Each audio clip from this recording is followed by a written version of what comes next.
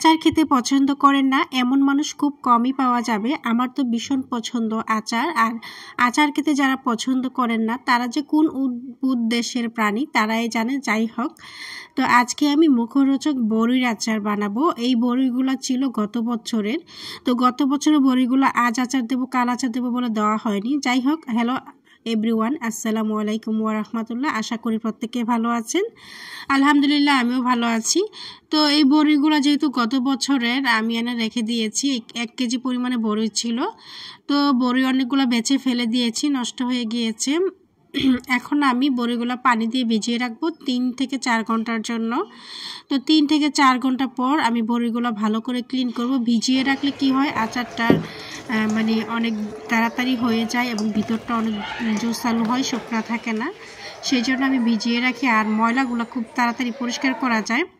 তো আমি অনেকবার ধুয়ে ভালো করে ক্লিন করে নিয়েছি। আর এখানে আচার বানানোর জন্য 5 ফোড়ন ভেজে নিচ্ছি। এখানে 2 টেবিল পরিমাণ আমি 5 ফোড়ন নিয়েছি। আর আমি সবসময় আচার দিতে গেলে মশলার পরিমাণ একটু কম দেওয়ার চেষ্টা করি, বেশি দিলে আমার কাছে ভালো লাগে না। খুবই সিম্পল করে যদি আচারটা করি, খেতে অনেক বেশি টেস্টি হয়। 5 ফোড়নটা ভাজা হয়ে গেলে আমি অন্য একটা প্যান বসিয়ে দিলাম, দিয়ে দিলাম সরিষার তেল। আর 5-6টার মতো দিয়ে দিলাম শুকনা মরিচ, লাল মরিচ দিয়ে একটু ভেজে নিচ্ছি। একটু ভাজা হয়ে গেলে আমি সাথে দিয়ে দেব রসুন কুচি। 2 টেবিল চামচ পরিমাণ রসুন কুচি দিয়ে দিয়েছি। তারপরে একটু ভেজে নিচ্ছি। একটু ভাজা হয়ে গেলে আমি বড়িগুলো দিয়ে দেব। তো এখন বড়িগুলো দিয়ে দিয়েছি, অনবরত নেড়ে নিচ্ছি। আর এখন দিয়ে দিচ্ছি স্বাদ মতো লবণ। এখানে আমি 1.5 চামচ পরিমাণ লবণ দিয়েছি।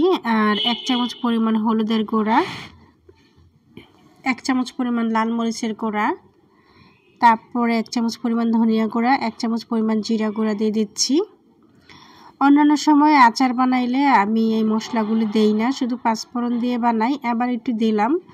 অনেকে তো দেখি যে আদা রসুন বাটা আরও অনেক কিছু দেয়, গরম মশলা। আমার আবার অত মশলা পছন্দ না। তো যাই হোক, এখানে একটা গুড়ের টুকরা দিয়ে দিলাম। আমি আজকে আচারটা মূলত গুড় দিয়ে করতেছি। আপনারা চাইলে চিনি দেওয়া করতে পারেন, যার যেমন পছন্দ। এখানে গুড়ের পরিমাণটা একটু বেশি দিয়েছি, কারণ আমার বাচ্চারা খাবে। আগে বাচ্চা, পরে হচ্ছে অন্য কিছু, যে কারণে আমি মিষ্টির পরিমাণ বেশি দিচ্ছি আর ঝালের পরিমাণ কম দিচ্ছি। আর আমি যদি খেতাম, শুধু আমার জন্য বানাইতাম, তাহলে ঝালের পরিমাণ বেশি হইতো, মিষ্টির পরিমাণ কম হইতো।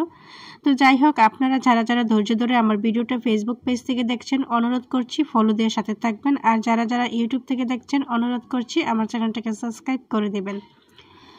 তো অনেকটা কুক হয়ে গিয়েছে। সেই পর্যায়ে আমি প্রায় 4 টেবিল চামচ পরিমাণ ভিনেগার দিয়ে দিয়েছি। ভিনেগার দিয়ে আরও একটু কুক করে নিয়েছি।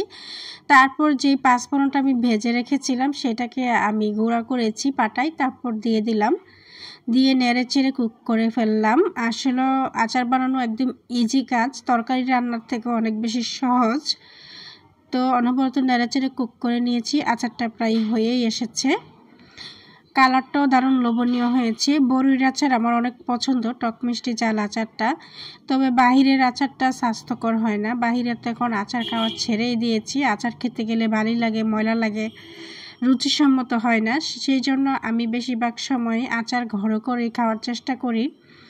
তো এই বছরে গত বছরে তো আমের আচার দেওয়া হয়নি। তো এই বছর আমের মুকুল এসেছে, ইনশাল্লাহ আমের আচার দেব।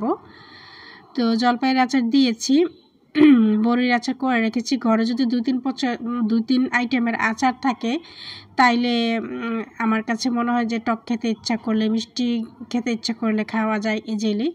তো আমার আচারের রেসিপি বন্ধুরা আপনাদের কাছে কেমন লেগেছে কমেন্ট করে জানাবেন। তো আচারটা আমি একটা কাচের জারে ভরতাম। আমার কাচের জারগুলো আসলে খালি নাই, সবগুলোতে কিছু না কিছু নেওয়া হয়ে গিয়েছে।